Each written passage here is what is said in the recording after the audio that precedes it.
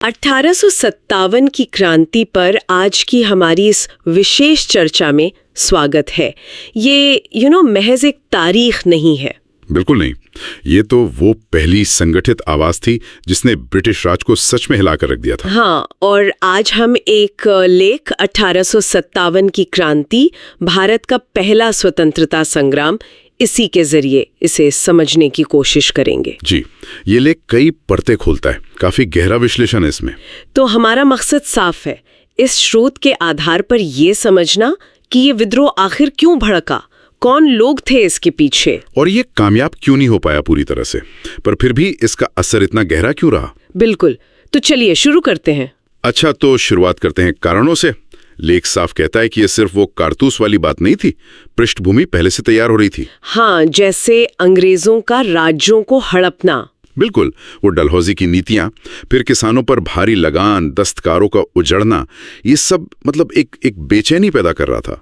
और सिपाहियों में भी तो असंतोष था ही। हाँ बिल्कुल, अपने ही लोगों के खिलाफ लड़ना पड़ रहा था, और वो धर्म और संस्कृति पर खतरे वाली भावना वो भी बढ़ रही थी। और फिर आई वो चिंगारी, एनफील्ड राइफल और उसकी कारतूसें। हाँ, वो गाय और सुअर की चर्बी वाली खबर। लेख कहता है ये सिर्फ अफवाह नहीं थी, ये उस डर का प्रतीक बन गई कि अंग्रेज जानबूझकर धर्म भ्रष्ट करना चाहते हैं। अच्छा, और इसी एक मुद्दे ने हिंदू और मुस्लिम दोनों को एक साथ ला दिया। हाँ, एक साझा मंच पर, मतलब सालों का जो दबा हुआ गुस्सा था वो बाहर आ गया। फिर 10 मई 1857 मेरठ, वहां से विद्रोह शुरू हुआ। जी, सिपाही दिल्ली की तरफ चल पड़े और वहां जाकर उन्होंने बूढ़े मुगल बादशाह बहादुर शाह जफर, उनको अपना नेता घोषित कर दिया। ये एक बड़ा प्रतीकात्मक कदम था, है ना?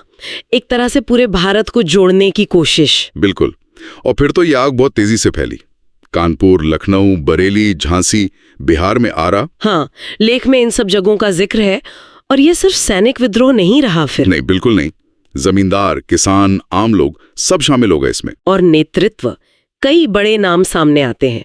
कानपुर में नाना साहब, लखनऊ में बेगम हजरत महल, उन्होंने तो अपने बेटे को नवाब घोषित कर दिया था। और बिहार में कुंवर सिंह 80 साल की उम्र में भी लड़ रहे थे।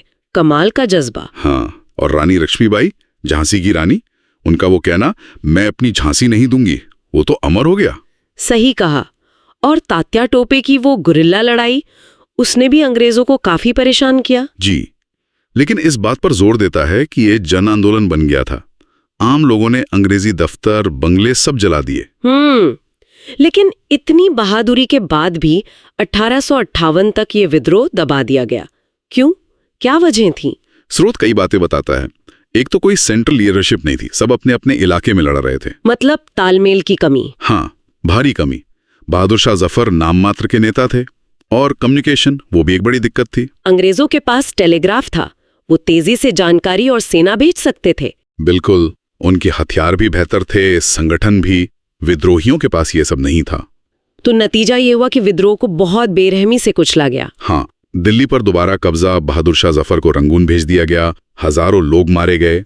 और इसका सबसे बड़ा नतीजा, ईस्ट इंडिया कंपनी का राज खत्म। जी, अब भारत सीधे ब्रिटिश क्राउन यानी महारानी विक्टोरिया के अधीन आ गया।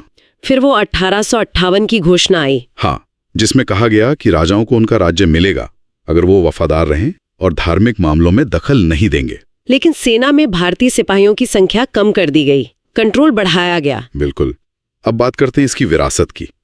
इसको लेकर अलग अलग विचार हैं ना। हाँ, जैसे सावरकर ने इसे भारत का पहला स्वतंत्रता संग्राम कहा, जबकि कई ब्रिटिश इतिहासकार इसे सिर्फ सिपाही विद्रोह या गदर कहते हैं। तो लेख क्या कहता है इस पर? लेख कहता है, सच शायद बीच में है।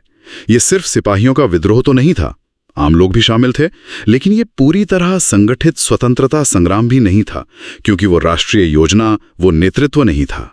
पर इसका महत्व तो बहुत बड़ा है। निर्विवाद, भले ही ये असफल रहा, इसने आजादी की लड़ाई की नींव रखी।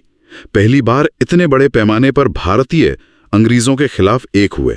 एक राष्ट्रीय चेतना जागी, कह सकते हैं। हाँ बिल्कुल, और इसी चेतना ने फिर आगे के आंदोलनों को प्रेरणा दी। असहयोग, सविनय अवज्ञा, भारत छोड़ो, और आखिरकार आजादी मिली। जी, तो संक्षेप में 1857 की क्रांति चर्बी वाले कारतूसों से भड़की, लक्ष्मीबाई, कुंवर सिंह जैसे नायकों ने लड़ी, संगठन की कमी से दबी, पर कंपनी राज खत्म हुआ, क्राउन का शासन आया और आजादी की लड़ाई का एक अहम अध्याय लिखा गया। इस पूरी चर्चा से एक सवाल मन में आता है, सोचने के लिए, क्या अगर विद्रोहियों में थोड़ा और बेहतर तालमेल होता या कुछ बड़ी रियासतें खुलकर साथ दे देती, तो क्या 1857 का नतीजा कुछ और हो सकता था?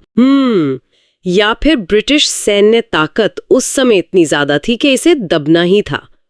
ये सोचने वाली बात है।